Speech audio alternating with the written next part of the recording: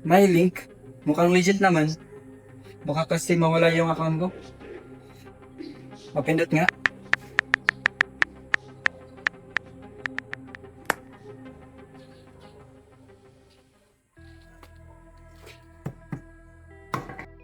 Ay, natatapagod naman ang araw na to. Kanina nga.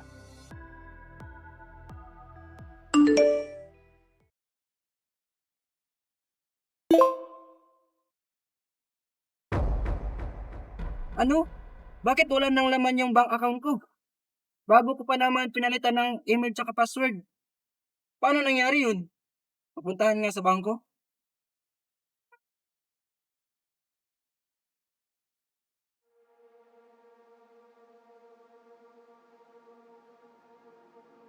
Paano ba yan? Wala na akong perang pang-allowance. Meron pang upang babayaran. Guys, tawagan ko muna ang papa ko.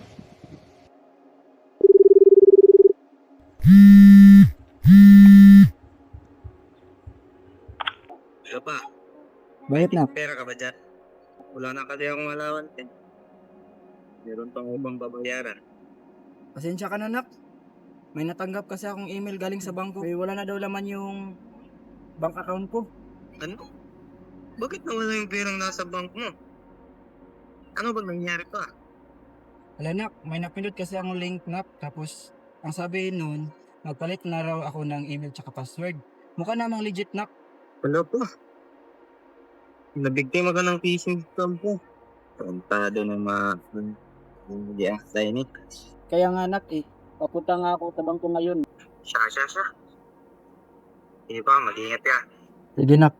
Papunta na rin ako, nak, sa bangko. Sige. Tarantado talaga yung mga scammer na yan. Wala na silang ibang ginawa kundi mga scam. Kumanda sila. Pupuntahan ko kay Digim.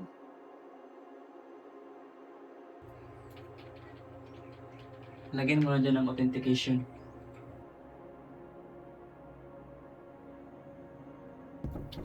Pre, Sino yan? ako to pre, si Anthony. Sige, pasok. Ano sa atin, pre? Nadali kasi yung papa ko na scam. Gusto ko sanang bawiin yung pera. Pinaghirapan pa naman yan.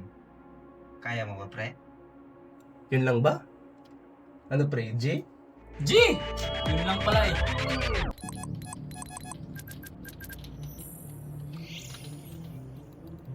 I-trace mo yung location, pre. Sige pre,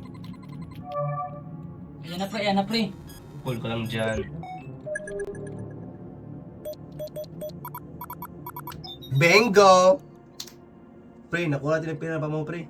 Uy, salamat talaga, pre. Wala ka naman, pre. Basta ikaw. So, pre, mauna muna ako, pre. Salamat mga pre. Sige pre. Ingat ka dyan sa mga scammer, pre. Oo, pre.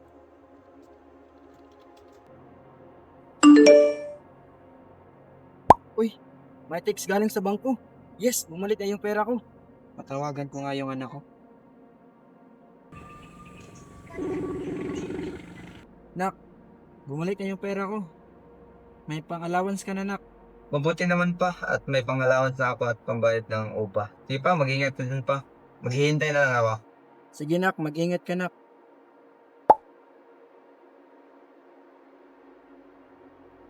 Salamat talaga, pre. Walang problema pre. Mabuti na lang may alam ka sa ganyan. Mabuti na rin, pre, hindi mo ginagamit yung nalalaman mo para panloko ng inosenteng tao. Hindi naman pre, hindi naman kagaya nila. Alam ko naman yung pira na pinaghirapan ng mga tao.